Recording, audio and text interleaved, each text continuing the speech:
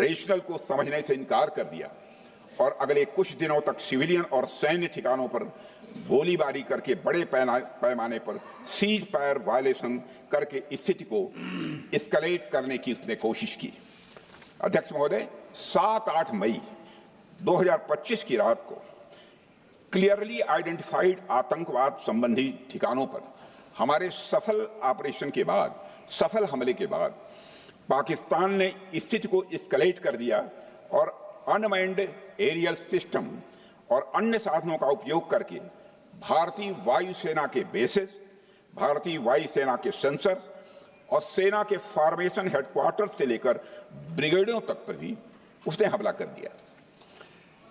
हालांकि हमारी integrated air defence grid और काउंटर यूएस ग्रिड ने इन हमलों को सफलतापूर्वक विफल कर दिया। अध्यक्ष महोदय, यस-400 यमारसैन आकाश मिसाइल सिस्टम और एयर डिफेंस गन्स बहुत प्रभावी साबित हुई हैं। अध्यक्ष महोदय, इस एस्केलेशन पर हमारा जवाबी हमला स्विफ्ट, प्रोपोर्शनेट और नवातुला था। अध्यक्ष महोदय, जिसमें 8 मई 2025 को केवल चुनिंदा पाकिस्तानी एयर डिफेंस सिस्टम और सेंसर नेटवर्क को प्रिसीजन गाइडेड मिशन द्वारा म्यूनिशंस द्वारा जो है टारगेट किया गया। अध्यक्ष महोदय, हमारी कार्रवाई पूरी तरह से सेल्फ डिफेंस में थी, न तो वह प्रोवोकेटिव थी और न तो एक्सपेंशनिस्ट थी। पाक द्वारा ये हमले 7 मई 25 से लगातार चले और 10 मई 2025 को रात लगभग 1:30 पर पाकिस्तान ने बड़े पैमाने पर भारत के ऊपर मिसाइल, ड्रोन, रॉकेट और अन्य लॉन्ग रेंज वेपन्स का इस्तेमाल किया। इसके साथ साथ उन्होंने इलेक्ट्रॉनिक वॉरफेयर से जुड़ी टेक्नोलॉजीज का भी सहारा लिया। अध्यक्ष महोदय, उनके निशाने पर हमारे भारतीय वायुसेना के अड्डे, थल सेना के एम्यूनिशन डिपोज, हवाई अड्डे और मिलिट्री कैंट थे। अध्यक्ष महोदय, यह कहते हुए मुझे गौरव की अनुभूति हो रही है कि हमारे air defence system, counter drone system और इलेक्ट्रॉनिक इक्विपमेंट्स ने पाकिस्तान के इस हमले को पूरी तरह से नाकाम कर दिया। पाकिस्तान हमारे किसी भी टारगेट को हिट नहीं कर पाया। अध्यक्ष महोदय, और हमारे किसी भी इंपॉर्टेंट एसेट को नुकसान नहीं हुआ है। हमारी सुरक्षा व्यवस्था अध्यक्ष महोदय चाक चौबंद थी और हर हमले को हम लोग रोका गया। मैं इसके लिए भारतीय सेना के बहादुर सैनिकों की जमकर सराहना करता हूं, जिन्होंने दुश्मन के हर मंसूबे पर पानी फेर दिया। और अपने प्रतिपक्ष के मित्रों से भी कहना चाहता हूं, एक बार फिर से भारत के सेना के जवानों का कम से कम मेज थपथपाकर उनका अभिनंदन करिए। बहुत बहुत धन्यवाद। बहुत बहुत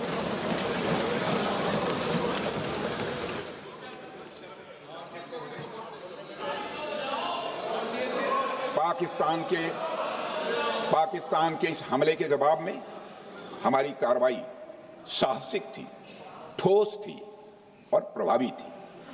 भारतीय वायुसेना ने वेस्टर्न फ्रंट पर पाकिस्तान के हवाई अड्डों, command and control systems, military infrastructures और एयर डिफेंस सिस्टम को निशाना बनाया और इस मिशन को हमारी सेनाओं ने सफलतापूर्वक अंजाम देने में कामयाबी हासिल की।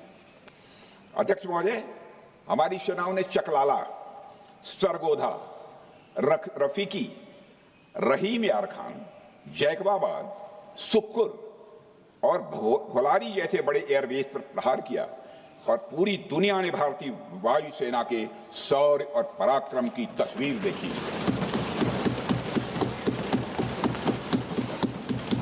अध्यक्ष महोदय, ऑपरेशन सिंदूर ट्राई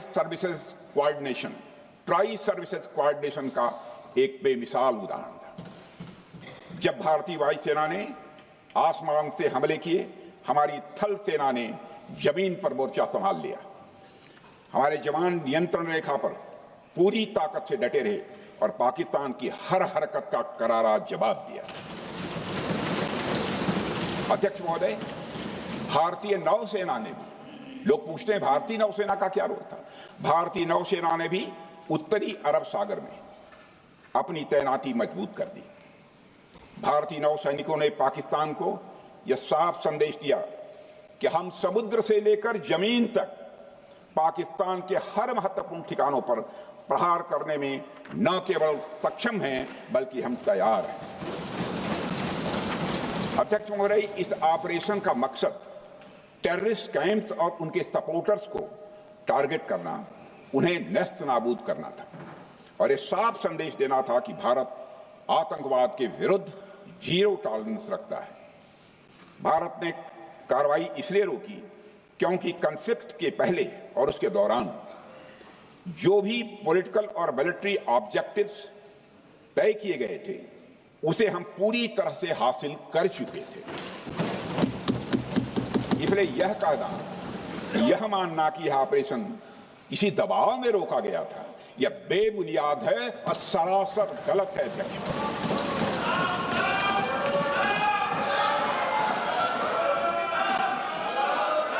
मैं सदन को फिर से आश्वस्त करना चाहता हूं, आपने राजनीतिक जीवन में अध्यक्ष महोदय, मैं आपके माध्यम से सदन को आश्वस्त करना चाहता हूं, अपने राजनीतिक जीवन में जानबूझकर कभी भी असत्य न बोलूं, इसकी भरपूर कोशिश की है मैंने, चाहे सदन हो अथवा सदन के बाहर। अध्यक्ष महोदय, मैं आपके माध्यम से सदन को यह भी अवगत कराना चाहता हूं,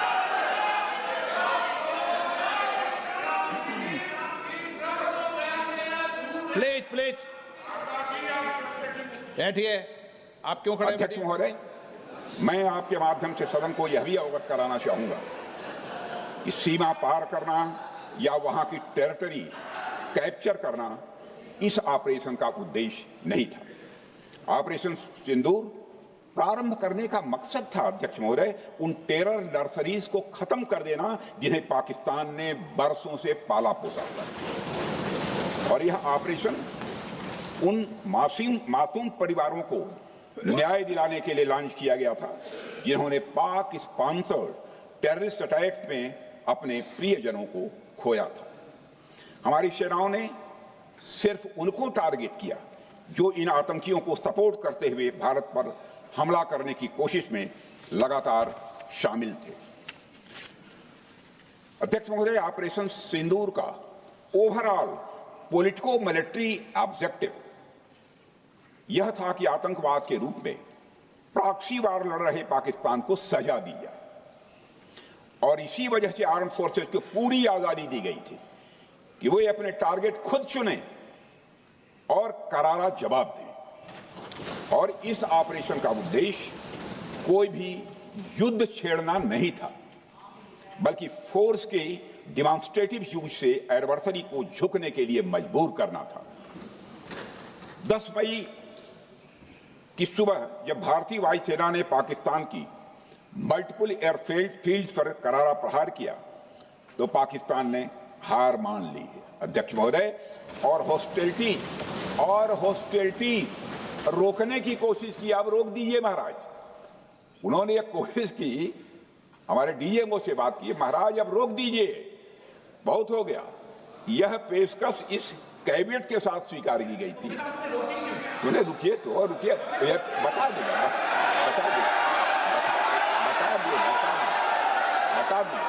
अब बैठ तो आपको मौका मिलेगा। यह क्यों रुका, इसका पहले ही मैं पूरी तरह से वर्णन कर चुका हूं अध्यक्ष महोदय। मैं नेता प्रतिपक्ष को बहुत सम्मान के साथ कहना चाहता हूं कि कृपया एक बार मेरा पूरा भाषण पूछ लें। आपको प्रश्न पूछने की पूरी आजादी है, आप पूछ सकते हैं, मैं उसका उत्तर दूंगा। अध्यक्ष महोदय, 10 मई की सुबह जब भारतीय वायुसेना ने पाकिस्तान की मल्टीपल एयरफील्ड्स पर करारा प्रहार किया तो पाकिस्तान ने हार मान ली और हॉस्टिलिटी रोकने की उन्होंने पेशकश की। यह पेशकश इस कैबिनेट के साथ स्वीकार की गई हम लोगों के द्वारा कि यह ऑपरेशन केवल पाज किया गया है, स्थगित किया गया है, यह ऑपरेशन समाप्त नहीं हुआ है अध्यक्ष महोदय। अगर पाकिस्तान की ओर से अगर पाकिस्तान की ओर से भविष्य में कोई भी मिस एडवेंचर हुआ तो यह ऑपरेशन, अध्यक्ष महोदय, मैं सदन को आश्वस्त करना चाहता हूं, दोबारा प्रारंभ हो।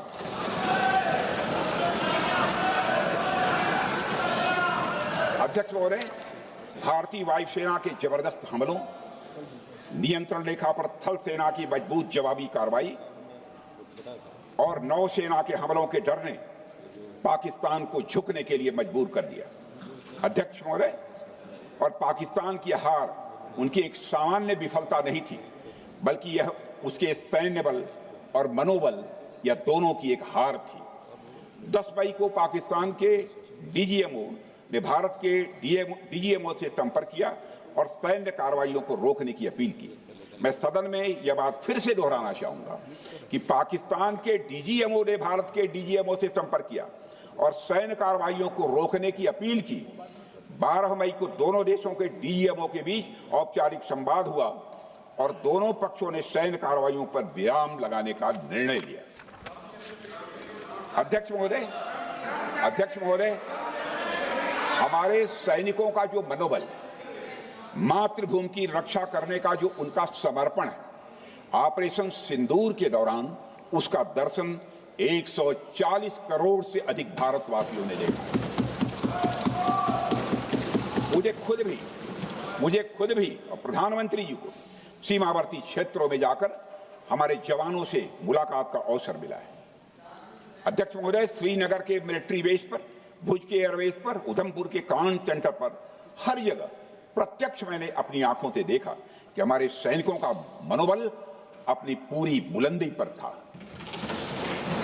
उनकी आंखों में विश्वास है और उनका संकल्प अडिग है। वे न केवल भारत की सीमाओं की रक्षा कर रहे हैं, बल्कि हमारे राष्ट्रीय स्वाभिमान की भी, अध्यक्ष महोदय, रक्षा कर रहे हैं। अध्यक्ष महोदय, किसी भी देश में जनता सत्ता पक्ष को और विपक्ष को अलग अलग दायित्व सौंपती है, दोनों को अलग अलग दायित्व, और हेल्दी डेमोक्रेसी में तो स्वाभाविक है। सत्ता पक्ष का काम होता है जनता के हितों को ध्यान में रखते हुए कार्य करना, और विपक्ष का काम होता है सरकार से जनता के मुद्दों से संबंधित जरूरी प्रश्न पूछना। ऑपरेशन सिंदूर क्यों शुरू किया गया, इसकी जानकारी पहले भी दी गई है और आज भी मैंने सदन को दी है। अध्यक्ष महोदय, कभी कभी हमारे प्रतिपक्ष के लोग ये पूछते रहे हैं कि हमारे कितने विमान गिरे। मुझे लगता है उनका यह प्रश्न हमारी राष्ट्रीय जनभावनाओं का सही से प्रतिनिधित्व नहीं कर रहा है। मुझे लगता है उन्होंने एक बार भी हमसे यह नहीं पूछा कि हमारी सेनाओं ने दुश्मन के कितने विमान मार गिराए।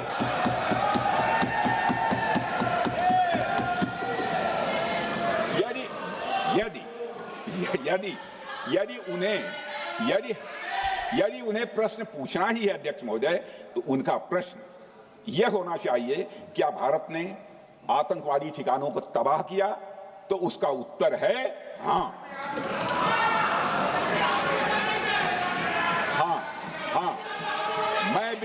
मैं विपक्ष के सम्मानित साथियों से कहना चाहता हूं कि आपको प्रश्न पूछना है तो यह प्रश्न पूछिए, क्या ऑपरेशन सिंदूर सफल रहा?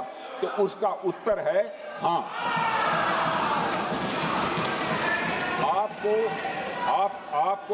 आपको प्रश्न पूछना है तो यह प्रश्न पूछिए कि जिन आतंकियों ने हमारी बहनों, हमारी बेटियों का सिंदूर मिटाया, क्या हमारी सेनाओं ने ऑपरेशन सिंदूर में उन आतंकियों के आकाओं को मिटाया? तो इसका उत्तर है हाँ। और आपको प्रश्न पूछना है तो यह पूछिए, कि इस ऑपरेशन में क्या हमारे जाबाज सैनिकों को कोई क्षति हुई है? तो उसका उत्तर है नहीं। अध्यक्ष महोदय, लक्ष्य जब बड़े हो तो अपेक्षाकृत छोटे मुद्दों पर हमारा ध्यान नहीं जाना चाहिए। लक्ष्य बड़े हों तो छोटे मुद्दों पर, अपेक्षाकृत जो छोटे मुद्दे होते हैं कंपैरेटिवली, उन पर ध्यान नहीं जाना चाहिए, क्योंकि छोटे मुद्दों पर ही ध्यान देते रहने से देश की सुरक्षा और सैनिकों के सम्मान और उत्साह जैसे बड़े मुद्दों से ध्यान हट सकता है, जैसा कि विपक्ष के हमारे कुछ साथियों के साथ हो रहा है। अब चूंकि विपक्ष के मित्र ऑपरेशन सिंदूर को लेकर उचित प्रश्न नहीं पूछ पा रहे हैं, तो उन्हें मैं क्या बताऊं अध्यक्ष महोदय। मैं लगभग 4 डिकेड से अधिक समय से राजनीति में, सत्ता पक्ष हो या विपक्ष हो, अपनी पार्टी हो या दूसरी पार्टी हो, कभी भी किसी के साथ दलगत राजनीति को मैंने शत्रुतापूर्ण तरीके से जिंदगी में नहीं देखा है मैंने अध्यक्ष महोदय। इसलिए आज अगर विपक्ष प्रश्न पूछने में असफल है, मैं विपक्ष को उनके इस काम में थोड़ी सी मदद करना चाहता हूं। अध्यक्ष महोदय, मैं विपक्ष के अपने सम्मानित साथियों से ये कहना चाहता हूं कि यदि आज हम लोग सत्ता पक्ष में हैं, तो ऐसा नहीं है कि हम हमेशा सत्ता पक्ष में ही रहेंगे। यह आवश्यक नहीं है, किसी के लिए आवश्यक नहीं। एक लंबा समय हमने विपक्ष का काम किया है, एक लंबा समय हमने सरकारों से सवाल पूछने में लगाया है। जनता ने जब हमें विपक्ष में रहने का दायित्व सौंपा था, तो हमने विपक्ष में रहकर विपक्ष की भूमिका को बड़े ही सकारात्मक तरीके से निभाया भी है। अध्यक्ष महोदय, विपक्ष में रहकर हमने कैसे प्रश्न पूछे, इसके कुछ उदाहरण मैं यहां रखना चाहता हूं। 1962 में अध्यक्ष महोदय, चीन के साथ हुए युद्ध में जब दुखद परिणाम आया, तो हमने उस समय की सरकार से यह पूछे थे, लेकिन वह प्रश्न यह था कि हमारे देश की धरती पर दूसरे देश का कब्जा कैसे हुआ। हमने यह प्रश्न पूछा था कि हमारी सेना और हमारी जनता अपमानित क्यों हुई। हमने यह प्रश्न पूछा था कि बड़ी संख्या में हमारे सैनिक हताहत कैसे हुए। हमने यह प्रश्न नहीं पूछा कि हमारे टैंक, हमारी मशीनें, हमारी बंदूकें क्यों ध्वस्त हो गई। यह प्रश्न हम लोगों ने नहीं पूछा। मशीनों और तोपों की चिंता न करके अध्यक्ष महोदय, हमने देश की टेरिटरी की चिंता की, हमने देश के सैनिकों की। इसी तरह 71 के युद्ध में, 71 के युद्ध में जब हमने पाकिस्तान को सबक सिखाया, मैं उस समय की सरकार को मैं बधाई देना चाहता हूं। हमने अपने राजनीतिक और सैन्य नेतृत्व की प्रशंसा की। हमने ये नहीं देखा कि किस दल की सरकार है, किस विचारधारा की सरकार है, इसकी चिंता नहीं की कभी। हमारे नेता अटल बिहारी वाजपेयी ने संसद में खड़े होकर उस समय के नेतृत्व की प्रशंसा की थी। हमने इस बात की खुशी जाहिर कि हमने अपने शत्रु को सबक सिखाया। हमने उस दौरान यह प्रश्न नहीं पूछा कि सबक सिखाने के दौरान में भारत के कितने प्लेन्स गिरे, भारत के कितने इक्विपमेंट्स बर्बाद हुए। यह प्रश्न अध्यक्ष महोदय उस समय भी हम लोगों ने नहीं पूछा। अध्यक्ष महोदय, यदि मैं इसे और भी प्रैक्टिकल तरीके से समझाऊं, तो किसी भी परीक्षा के परिणाम में रिजल्ट मैटर करता है। यदि किसी परीक्षा में कोई बच्चा अच्छे मार्क्स लेकर आ रहा है, तो हमारे लिए उसके मार्क्स मैटर करने चाहिए। हमें इस बात का ध्यान नहीं रखना चाहिए कि एग्जाम के दौरान उसकी पेंसिल टूट गई थी या उसकी पेन खो गई।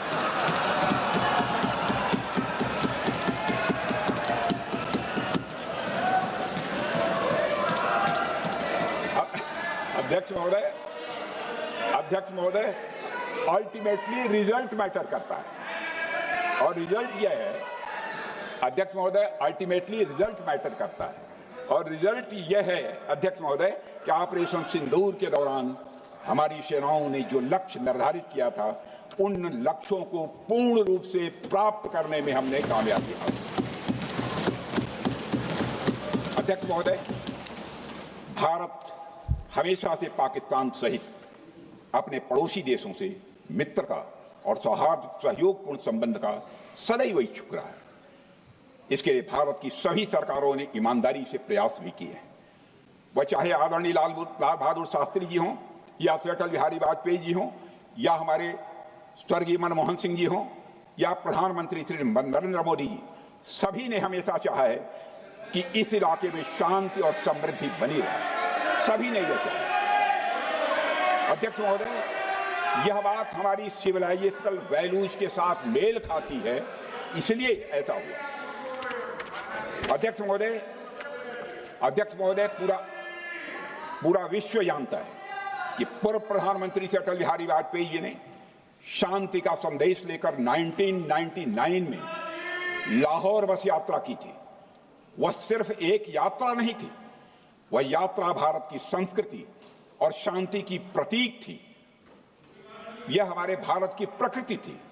लाहौर पहुंचकर से अटल बिहारी वाजपेयी जी ने मीनारे पाकिस्तान पर विजिटर्स रूप में जो लिखा था, जिसका जिक्र लोग आज भी करते हैं, और उन्होंने लिखा था, उसकी मैं चर्चा करता हूं। उन्होंने लिखा था कि मीनारे पाकिस्तान से मैं पाकिस्तान की जनता को यह विश्वास दिलाना चाहता हूं कि भारत अस्थायी शांति और मित्रता का आकांक्षी है।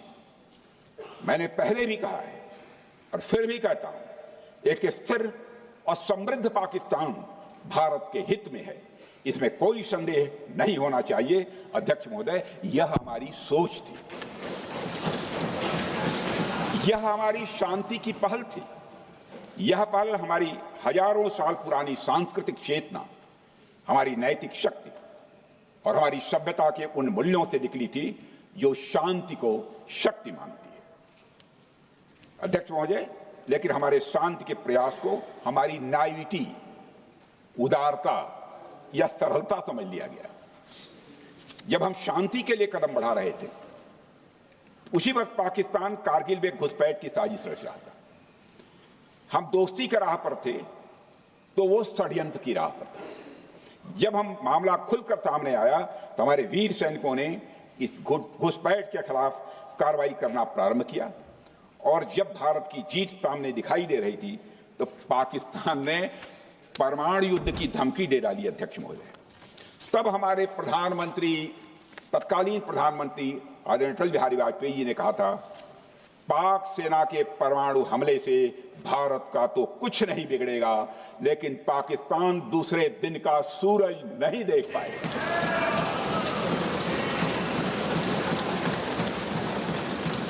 यानी अटल जी जो शांति का पैगाम लेकर गए, वही अटल जी शक्ति का भी परिचय देने में तनिक भी नहीं हिचके। यही है भारत। अध्यक्ष महोदय, यह सामर्थ्य का उद्घोष था। यह एक स्पष्ट संदेश था कि भारत शांति चाहता है, लेकिन अगर कोई हमारी संप्रभुता को चुनौती देगा तो उसका जवाब भी उतनी ही दृढ़ता से दिया जाएगा। अध्यक्ष महोदय, 2015 में जब हमारे प्रधानमंत्री मोदी जी ने लाहौर जाकर नवाज शरीफ से मुलाकात की तो भारत ने फिर से दोस्ती का हाथ बढ़ाया। भारत ने फिर से दोस्ती का हाथ बढ़ाया।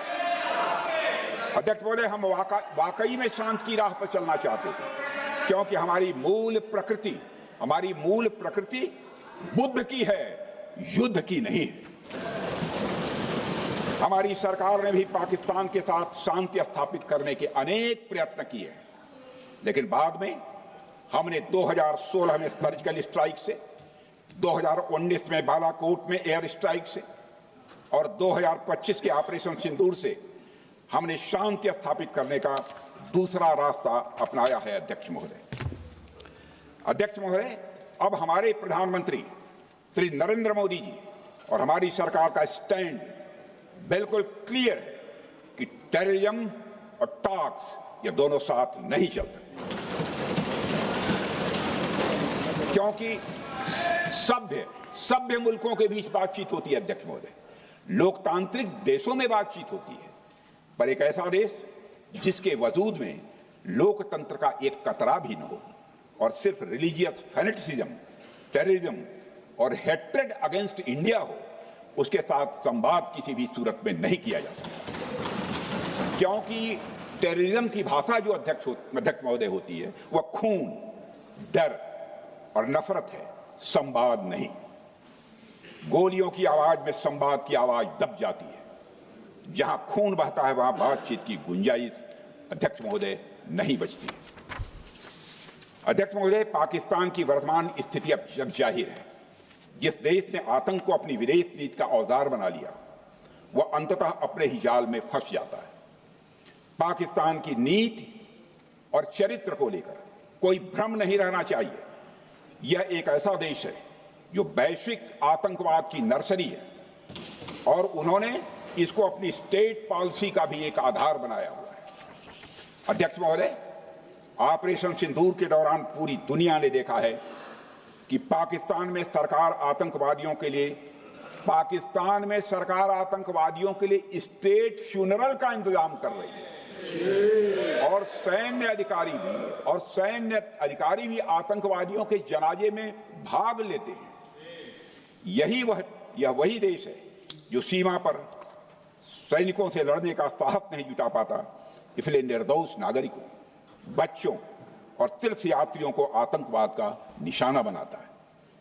पाकिस्तान की सेना और आईएसआई आतंकवाद को एक प्रॉक्सी वार के रूप में अध्यक्ष महोदय इस्तेमाल करती हैं और उसके सहारे वे भारत को डिस्टेबलाइज करने का सपना देखती है। अध्यक्ष महोदय, मैं लोकतंत्र के मंदिर में खड़े होकर यह बात कह रहा हूं कि भारत को 1000 कट्स देने का सपना पालने वालों को नींद से जग जाना चाहिए। यह मोदी जी के नेतृत्व वाला नया भारत है जो आतंकवाद के खिलाफ किसी हद तक जा सकता है।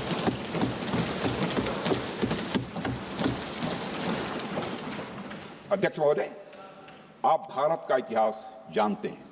देखिए, हमने कभी भी किसी की 1 इंच जमीन पर आज तक कभी कब्जा नहीं किया है। हम यह भी जानते हैं कि युद्ध अपनी बराबरी वालों से करना चाहिए।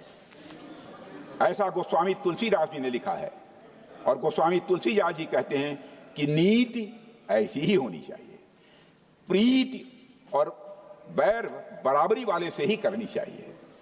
शेर यदि मेढकों को मारे तो उसका बहुत अच्छा संदेश नहीं आता है अध्यक्ष महोदय। और अध्यक्ष महोदय, हमारे देश की सेना शेर है।